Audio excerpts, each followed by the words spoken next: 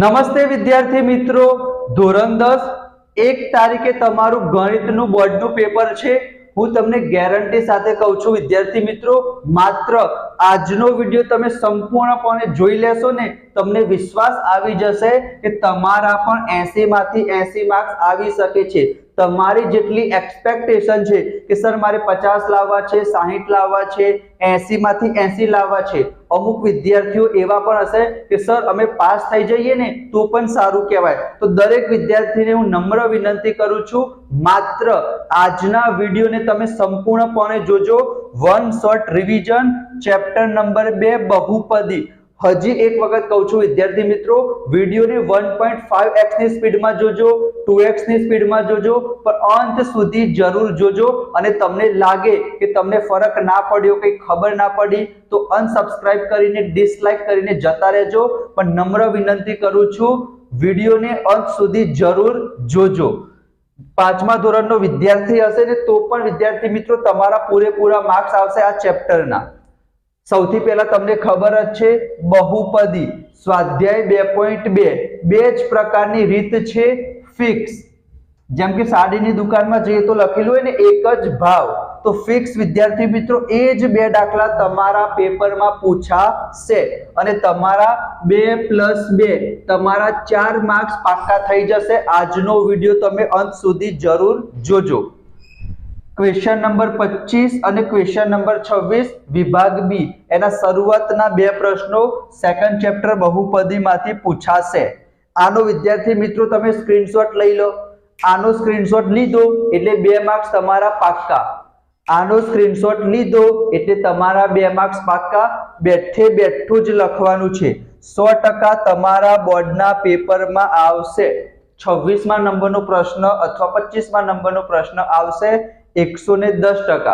Screenshot લઈ લો, હું સાઈડમાં જઉં છું, પછી હું તમને વિદ્યાર્થી મિત્રો સમજાવી દઉં।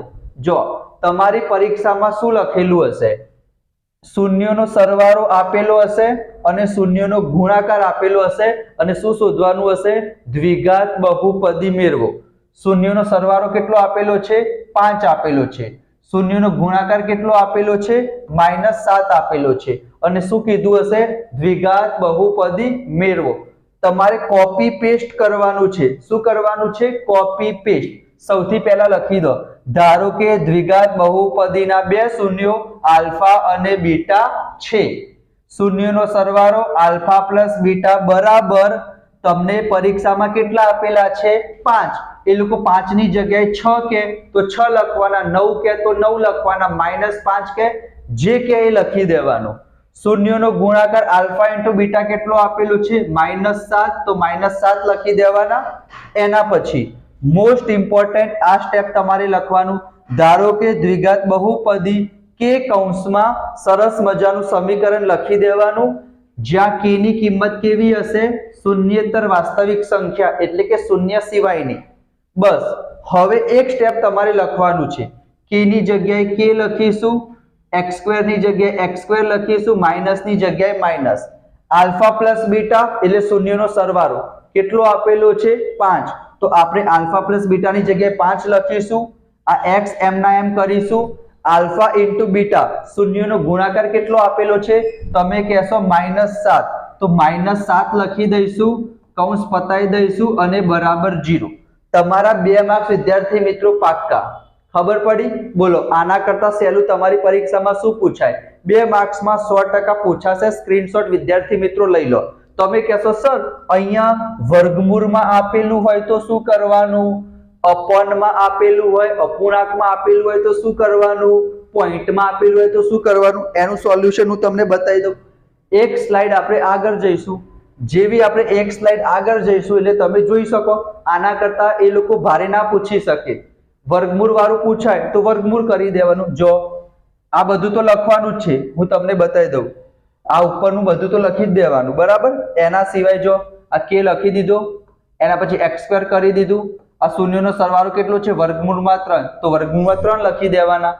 શૂન્યનો ગુણાકાર કેટલો આપેલો છે, 5, તો 5 લખી દેવાનું, બરાબર 0। થઈ ગયા તમારા 2 માર્ક્સ પાક્કા। તમે કહેશો સર અપૂર્ણાંકમાં આપેલું હોય તો અપૂર્ણાંકમાં લખી દો, k કૌંસમાં x² માઈનસ આ માઇનસ માઇનસ કેટલા થઈ જશે? પ્લસ થઈ જશે. 2/3 આ x પ્લસ આ કેટલા છે? વર્ગમૂળમાં 7 બરાબર 0. અહીંયા સુધી કરશો તો મારો અનુભવ એવું કહે છે કે તમને 2 માર્ક્સ આપી દેશે. પણ જો તમારે એક સ્ટેપ આગળ જવું હોય તો તમે જઈ શકો. આના નીચે કંઈ નથી તો 1 1 લખી દો. 1 અને 3 નો લસા કેટલો આવશે? 3 આવશે. તો આને વિદ્યાર્થી મિત્રો આપણે ઉપર નીચે 3 3 વડે ગુણી દઈશું. આને તો ગુણવાની જરૂર નથી, અહીંયા ખાલી ઉપર નીચે 3 3 વડે ગુણી દઈશું. તો શું થઈ જશે?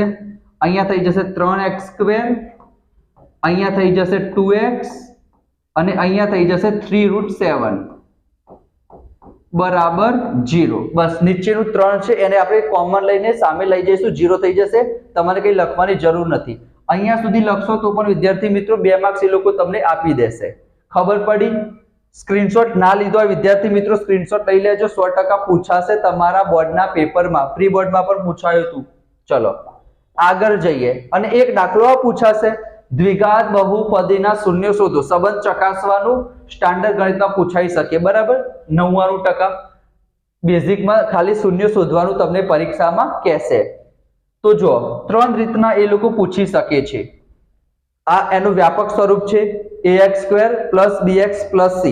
તો એ લોકો વિદ્યાર્થી મિત્રો આ પ્રમાણે પૂછી શકે. 3 એ 3 પદ આપેલા હોય, વચ્ચેનું પદ ના આપેલું હોય x વાળું અને અંતિમ પદ ના આપેલું હોય અચર પદ વાળું. 3 રીતના તમારી પરીક્ષામાં પૂછાય, એના કરતા બહારથી ના પૂછાય બરાબર. તો 3 એ 3 મેથડ છે. ઘણા બધા લોકોને આ બીજામાં અને ત્રીજામાં કન્ફ્યુઝન થાય છે, તો એવું તમને બતાવી દઉં. આના કરતા પણ સહેલું છે.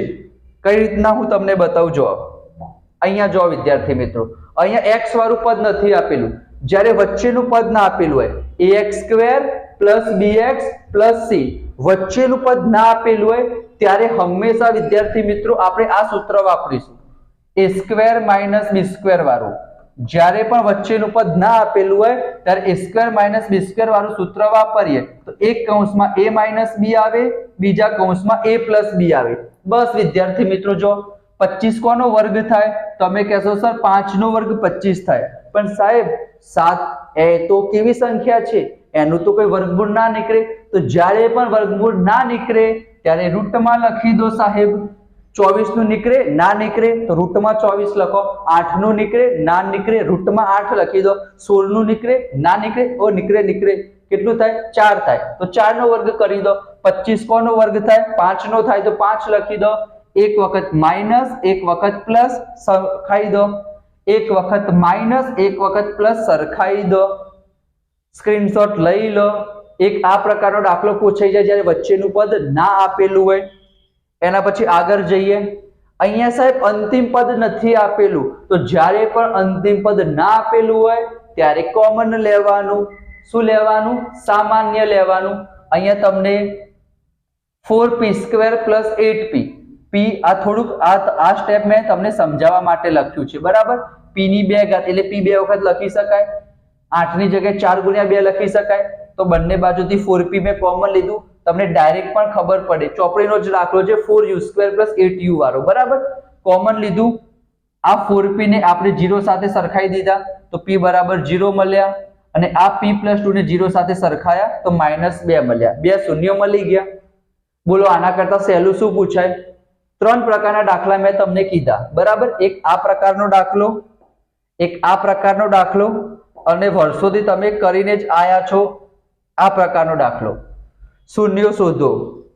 14 × 14, 14 ના 2 ભાગ પાડવાના, 7 × 14, 7 ને 2 9. પછી તમારે આખી રામાયણ મહાભારત તમે થાકી ગયા છો આવા દાખલા કરીને બરાબર.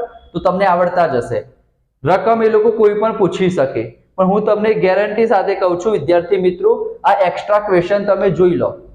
આટલું તમે કરી દીધું એનો મતલબ મિનિમમ તમારા 6 માર્ક્સ પાક્કા થઈ જશે. ચોથા ચેપ્ટરમાં લખેલું છે અવયવીકરણની રીત. બહાર ધ્યાન આવી એટલે ફટાકડા ફૂટે છે, અવાજ તમને આવતો હશે. ઓકે, અવયવીકરણની રીત એટલે કે બીજ મેળવવાના છે.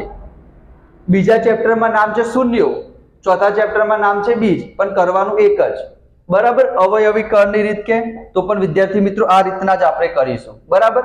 આટલા દાખલા તમે કરી લેશો, સ્વાધ્યાયના જ છે અમુક દાખલા, અપરમાં પૂછાય તો તમારે લસા લઈ લેવાનો, અહીંયા નીચે કઈ ના હોય તો એક એક કહી દેવાય, પછી લસા લો તો શું થઈ જાય, 8 8 વડે ગુણો આટલું 16x² થઈ જાય, અહીંયા 8x થશે અને અહીંયા 1 થશે, તો 16 એકા 16, 16 ના એવા બે ભાગ પાડો, ગુણાકાર 16 થાય, સરવાળો 8 થાય, 4 ગુણ્યા 4, ચોગુ ચોગુ 16, 4 ને 4 8, -4x કોમન નો જવાબ લાવો, બરાબર. અને એક આ વર્ગમૂળ વાળું પૂછાય તમારી પરીક્ષામાં, બરાબર. ડી વાળી રીતથી પણ તમે કરી શકો જો કીધું જ દ્વિઘાત સૂત્રનો ઉપયોગ કરો, બરાબર. તો આ એક્સ્ટ્રા ક્વેશ્ચન પણ મેં તમને કરાવી દીધા, ફરીથી એક વખત હું તમને રિવિઝન કરાવી દઉં. એના પહેલા પણ હું તમને વિદ્યાર્થી મિત્રો જણાવી દઉં, ગણિત જ નહીં, વિજ્ઞાન છે, સામાજિક વિજ્ઞાન છે, અંગ્રેજી છે, વિજ્ઞાન એના પર જે મોસ્ટ ઇમ્પોર્ટન્ટ 6 ચેપ્ટર છે, જેનામાંથી કેટલા માર્ક્સનું આવશે, 64 માર્ક્સનું આવશે 6 ચેપ્ટરમાંથી, બીજું, ત્રીજું, પાંચમું, સાતમું, 11મું, 13મું, આ 6 ચેપ્ટર કરશો તમારા 60 માર્ક્સ પાક્કા. તો એનો પર વન શોટ રિવિઝન લાવીશું, 10 માર્ક્સ 100% આવશે જ. મોસ્ટ ઇમ્પોર્ટન્ટ પ્રશ્ન, સરસ મજાના સોલ્યુશન સમજૂતી સાથે. તો વિડીયોને લાઈક કરજો, ચેનલને સબસ્ક્રાઇબ કરજો, દોસ્તો સાથે શેર કરજો, બરાબર. આજનો વિડીયો તમને કેવો લાગ્યો મને જણાવજો, ખબર પડી ના ખબર પડી, જે કંઈ પણ તમારો પ્રતિભાવ હોય, અભિપ્રાય હોય, મને કોમેન્ટમાં જણાવો કે તમારે કયું ચેપ્ટર એનું વન શોટ રિવિઝન જોઈએ છે, ગણિતમાં, વિજ્ઞાનમાં, અંગ્રેજીમાં ક્યાં તકલીફ પડે છે, સામાજિક વિજ્ઞાનમાં. 10-15 દિવસ બાકી છે, તો આપણે 10-15 દિવસ ફૂલ કન્ટેન્ટ આવશે. અમારા સાથે જોડાયેલા રહેજો, તમારા સપોર્ટની પણ મને જરૂર છે. તો મળીશું આપણે નેક્સ્ટ વિડીયોમાં, ત્યાં સુધી જય Shri Krishna, Radhe Krishna, thank you so much.